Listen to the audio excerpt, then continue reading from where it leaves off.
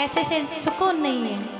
करोड़पति से उसके घर एक महाराज आए, उसने बड़े प्यार से मनोहार की, बड़े तरह तरह का भोजन करवाया।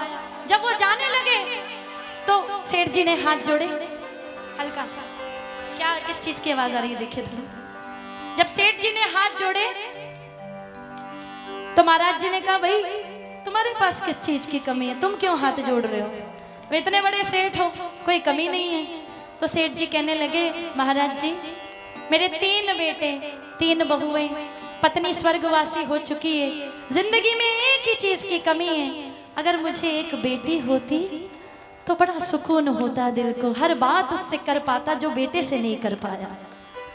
महाराज जी ने कहा, अच्छा बेटी नहीं है? तो बड़ा सोच के जवाब दिया कि तुम बरसाने की नगरी में रहते हो, क्यों ना राधे रानी को ही अपनी बेटी बना लो। सेठ जी के मन को ये बात जम गई।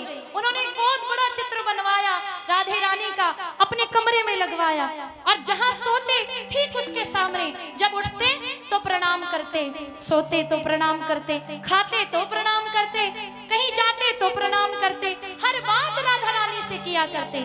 बेटी ऐसा हुआ, बेटी ऐसा हुआ, बेटी ऐसा हुआ। एक दिन ऐसा हुआ कि सेठ जी के घर एक मनिहारी आई चूड़ी पहनाने। 3 बहुएं थी, सेठ जी दुकान पर थे, हर साल आया करती थी। पहली घूंघट में आई, उसने हाथ बढ़ाया तो मनिहारी ने उसे चूड़ी पहनाई। दूसरी आई, दूसरी ने हाथ बढ़ाया तो उसे चूड़ी पहनाई। तीसरी आई, तीसरी को चूड़ी पहनाई, और पोटली बांधने लगी तो चौथा हाथ आगे आ गया।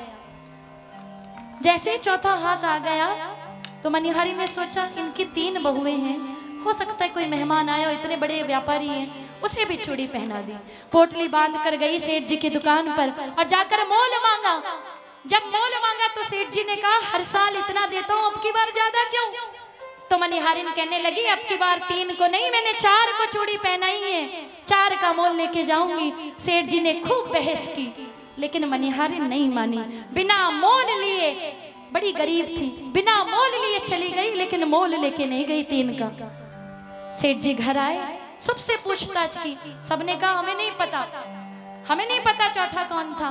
तो जब रात को भोजन करके सोए तो स्वप्न में राधा रानी आई, कहने लगी, बाबा बहुओं को चूड़ी पहनाना याद रह गया, इस बेटी को बेटी बनाकर चूड़ी पहनाना भूल गए। सेठ जी रोने लगे, नींद में अश्रुधारा बहने लगी। जागे, फटाफट खड़े हुए, भागे मनिहारिन के घर, जाकर दरवाजा खटखटाया। जैसे ही मनिहारिन ने दरवाजा खोला तो चरण पड़ गए, तेरे भाग बड़े, जिसे मैंने बेटी बनाया उसका दर्शन तूने पाया।